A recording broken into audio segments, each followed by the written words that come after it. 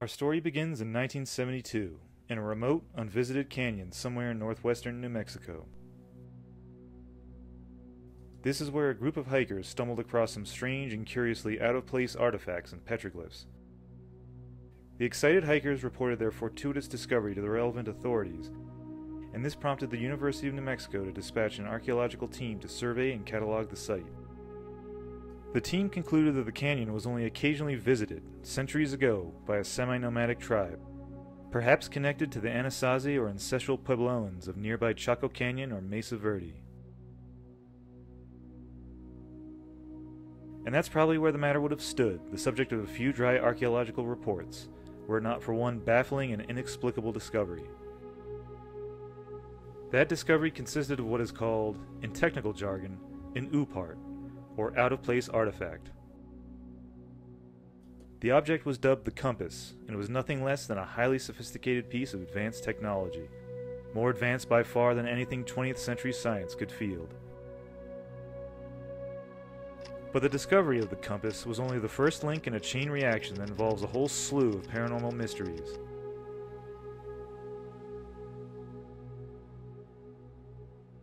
Everything from UFOs and multiple alien species, to time-traveling civilizations from the future, shadowy conspiracies, secret organizations, and even extragalactic androids bent on conquering the Earth. So brace yourselves for a strange one, folks. This is the weird and wild story of the WingMakers.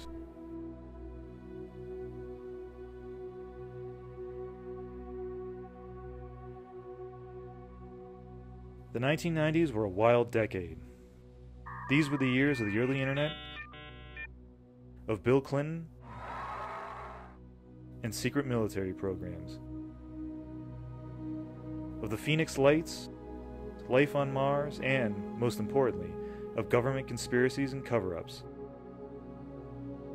Reflected in the popularity of television shows like The X-Files and radio programs like Art Bell's Coast to Coast AM. But if the story of the WingMakers is to be believed, the greatest government conspiracy of them all involved that remote canyon in northern New Mexico and the incredible mystery it concealed. Our information comes from a courageous whistleblower known only as Dr. Anderson, who was a high-ranking scientist belonging to a covert organization. Most of what we know about the WingMakers was divulged by this informant during a wide-ranging interview in 1997. The story unfolded by Dr. Anderson involves nothing less than the secret history of the world, past and future, as well as the nature of the true government of the Earth and its links to alien civilizations. According to Dr. Anderson, some very highly placed individuals in the government learned of the discovery of the compass, which was immediately classified top secret. The unnamed canyon site itself was promptly codenamed Ancient Arrow, and was placed under the jurisdiction of, well, you guessed it, the National Security Agency. Here's a fun fact. In Dr. Anderson's telling, the NSA isn't just about spying on Americans. That's just a bonus, a side perk, if you will, or maybe just a cover story. The real mission of the NSA is to look for signs of ancient, extraterrestrial civilizations on the prehistoric Earth, and to recover whatever technological artifacts might remain. In other words, the NSA basically consists of government-funded, applied ancient astronaut theorists. In his interview, Dr. Anderson claimed that the NSA had thoroughly explored the Ancient Arrow Canyon, but they found no more evidence of the sort of technology represented by the compass. The project hit a brick wall and languished for decades, but in 1994, a rock slide in the Ancient Arrow Canyon revealed an entrance to a small cave. A team of NSA investigators entered this cave and found that it led into a vast network of 23 chambers carved into the canyon wall. Each chamber contained a strange wall painting and hieroglyphs, along with an assortment of what was believed to be alien artifacts that made the compass look like a child's wind-up toy. It was here that Dr. Anderson personally entered the picture. Having found at long last what it was looking for, the NSA transferred the Ancient Arrow site into the custody of the Advanced Contact Intelligence Organization, or ACIO, a secret department of the NSA devoted to researching and back-engineering extraterrestrial technology. It is, in other words, the very blackest of black-budget agencies. Apparently, the ACIO has a proven track record of this sort of thing, and the Ancient Era Project was assigned to its chief working group, a shadowy cabal known only as the Labyrinth Group. Now here's where things get really interesting. Briefly, the head of the Labyrinth Group, as well as the executive director of the ACIO itself, is some sort of super-intelligent overachiever known only as 15. 15 is regarded more or less as the CEO of the Earth, and in that capacity he's cut a number of deals with extraterrestrial civilizations.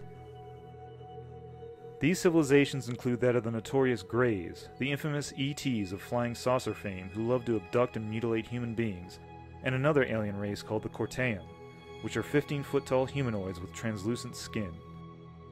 But 15, according to the whistleblower, has his own plans, and is obsessed with something called blank slate technology, a kind of time travel tech that empowers its wielder to rewrite history. Possessing it would render the Earth independent of the sinister schemes of alien races, and 15 was convinced that the Ancient Era site held the clue to developing this technology. And that's where a mysterious informant shows up. A brilliant linguist and a long-standing member of the ACIO, Dr. Anderson was brought in to decipher an optical disc found in the 23rd cave, a disc that was believed to contain the key to the Ancient Era mystery. After working tirelessly to crack the problem for several years, Dr. Anderson finally learned that there was a connection between the Ancient Era hieroglyphs and the extinct language of Mesopotamian Sumer. In the summer of 1996, he cracked the code and the disc gave up its secrets. The secrets of a race more advanced than anything we could imagine. Perhaps most surprising of all, Dr. Anderson learned that aliens actually had nothing to do with the Ancient Era technology.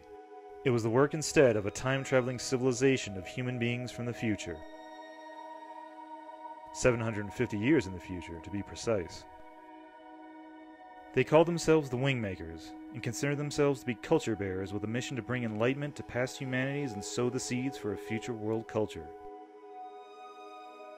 They had visited the Chacoan civilization of the desert southwest 1,200 years ago, and left behind at the Ancient Era site a time capsule to help guide the future evolution of humanity. As Dr. Anderson explains, I don't know who they are, but they represent themselves as human time travelers from the middle part of the 28th century. They could very well be the future version of the Labyrinth Group or some other powerful organization.